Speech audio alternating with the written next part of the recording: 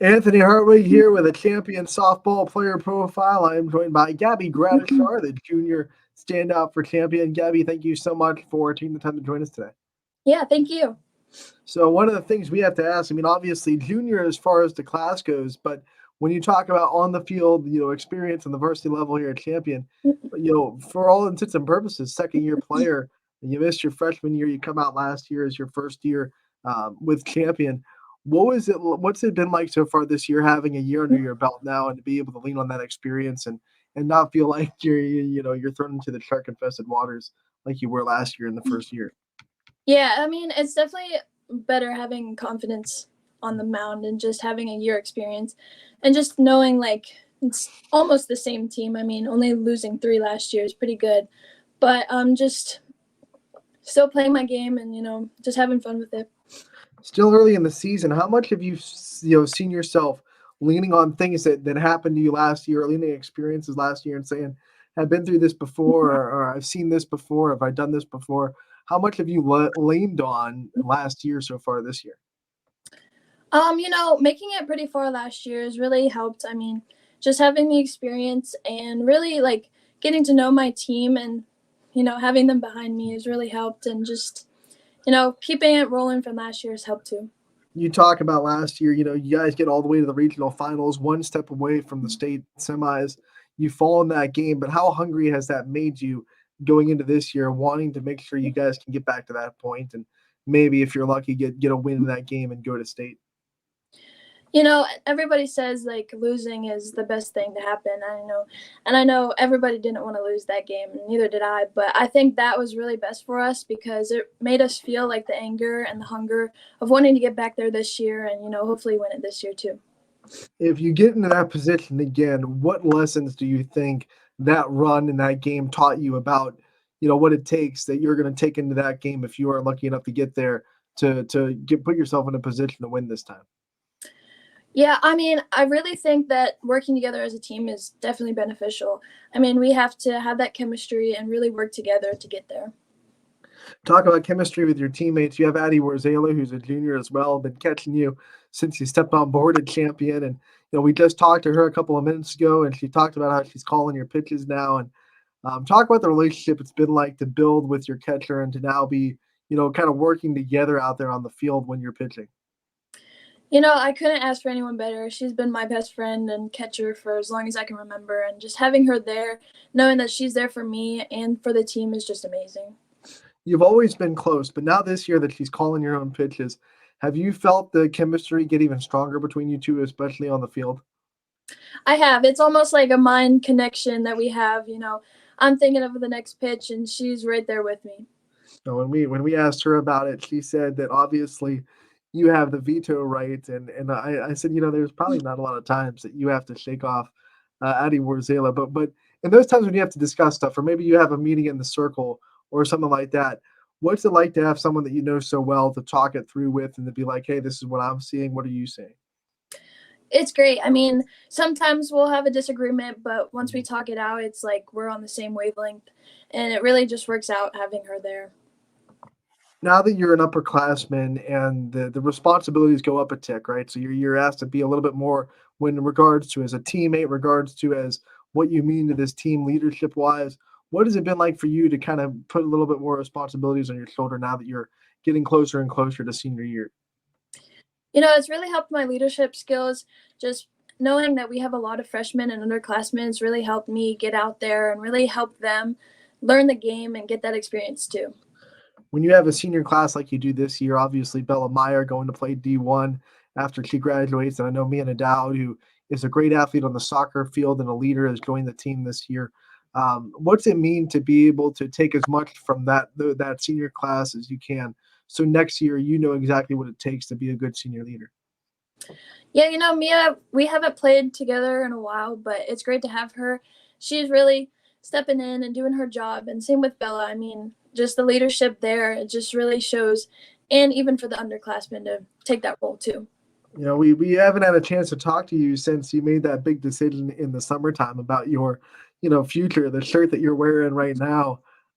Talk about what it meant to make that decision. Obviously, go into Penn State to continue your career after high school, and how much of a kind of weight off the shoulders it was to be able to make that decision and not have to worry about the recruitment process anymore. Yeah, I mean, everybody says the recruitment process is really tough and a lot on the mental side, but having it done and over with is really helpful, and it just takes that whole weight off my shoulders. With what you're able to do on the circle, you have a lot of colleges that you could have chosen from. What was it about Penn State that made you feel like home? What was it about Coach Crawwell and down there in the Nittany Lions that made you feel like it was a place that you wanted to be? You know, I love to say it, but when everyone's like, "Oh, when you step on campus, you're gonna know," and I never really believed that until I stepped on Penn State, and I just loved it. I love the campus, I love the coach, the atmosphere. It's all there. Was there a moment on campus when you stepped on it that like it locked in, like, okay, this is where I want to be? Was it someone you met, or maybe a moment with the team or something like that where you just felt like this is home, this is where I want to be? Yeah, I would say we got to hang out with the team, and it was just everybody there is for softball, obviously, and just really loves the game and loves being around each other. And then, talk about what it's been like this year to be able to just focus on champion softball and not have to worry about impressing coaches or what your stats are for, the coaches that you're trying to get, in contact with. Now it's just, hey, how can I go and make champion the best team possible?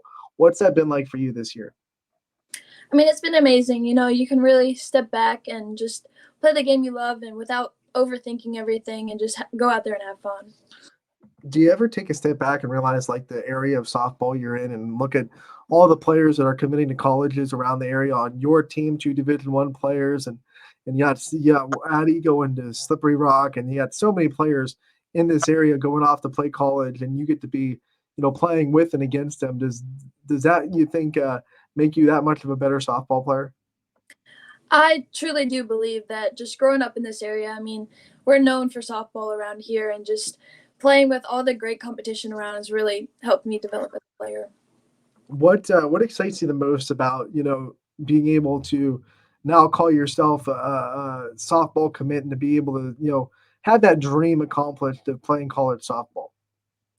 It was always a dream as a young girl watching TV growing up and seeing all these girls on TV, and now it's just like it's almost unbelievable, but very achieving and just great. So you tell Coach Crowell, "I'm coming." You commit there.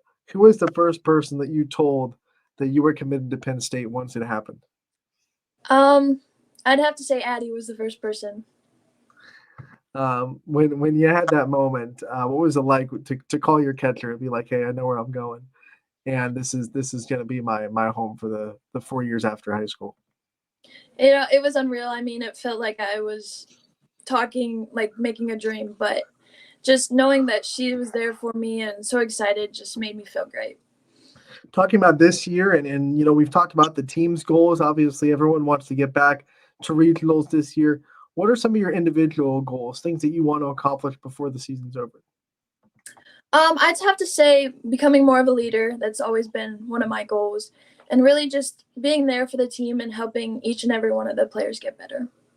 How much do you see yourself growing as obviously a statistical leader and a leader in the circle and at the plate, but a emotional leader of this team and a vocal leader of this team? How much have you seen yourself grow in that aspect?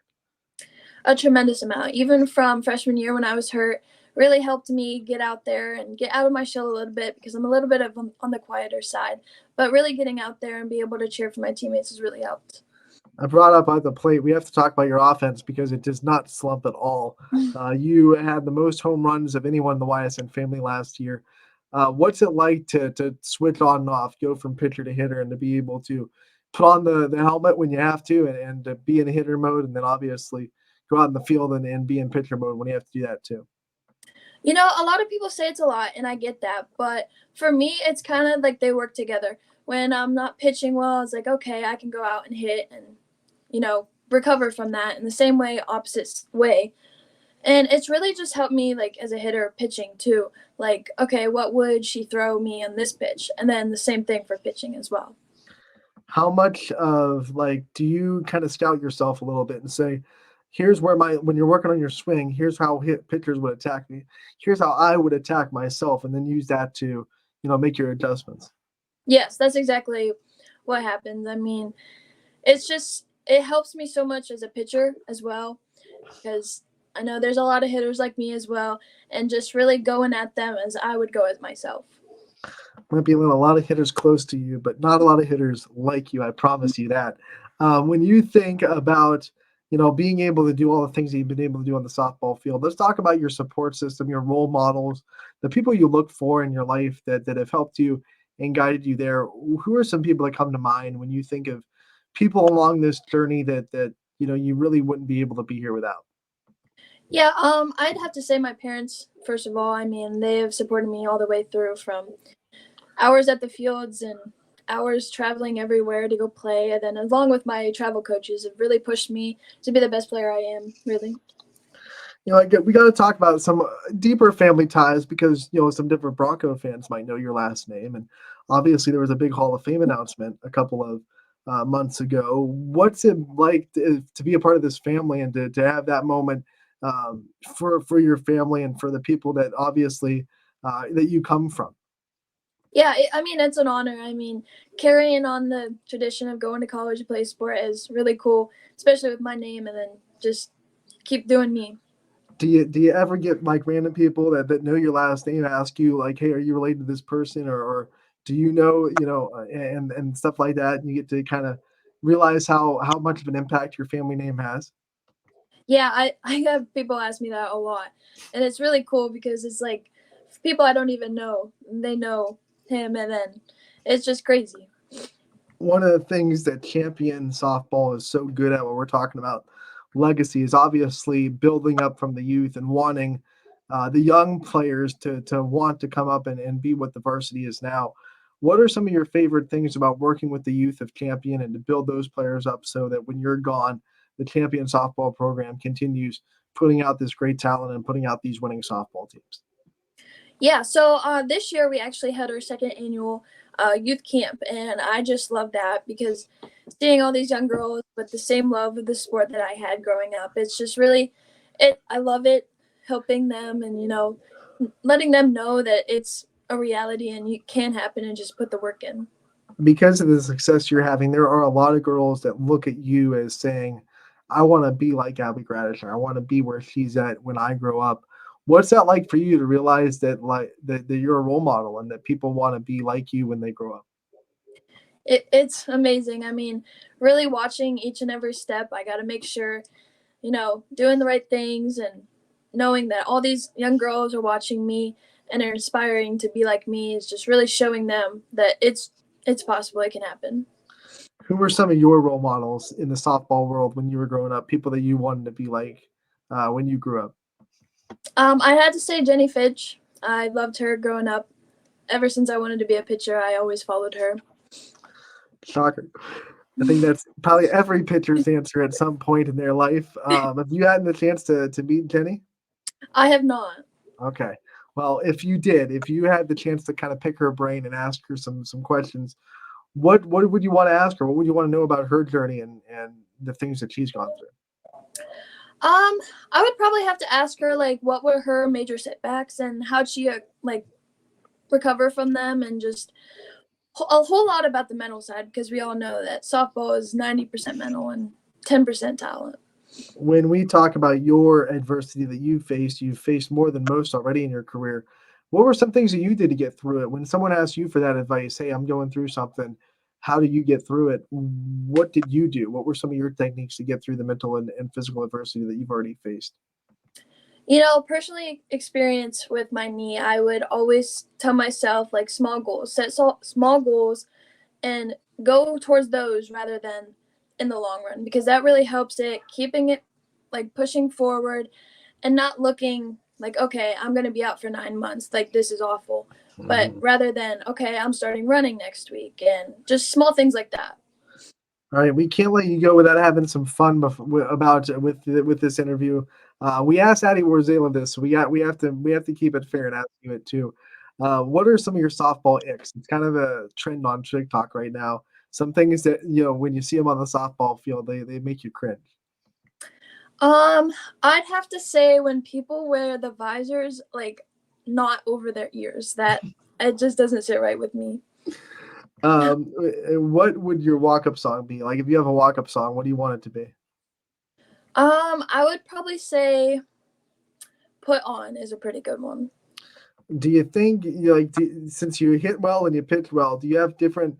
If you had a walkout song, would it be different? Do you want a different mindset when you're pitching, or do you think it'd be the same for both? I'd have to say it would be the same. You know, keep the same mindset, just going 100% all the time. All right, so it's a big win. How are you celebrating? What are some of the favorite things to do to celebrate a big win for you? So we have a funny thing is we have this local Mexican restaurant in our town, and you know, after big games, we always go there. Big group of us. All right, so you hit a lot of home runs and you strike a lot of people out. So we have to ask, what's the best feeling? Is it a big strikeout or a big home run? I'd have to say a big home run. Nothing beats that feeling.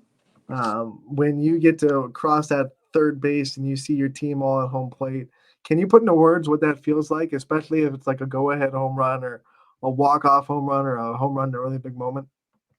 Yeah, I mean, you really can't describe that feeling until you're actually feeling it, but it's amazing, you know, having that whole team sitting there cheering for you, knowing that they have your back as well as you do theirs.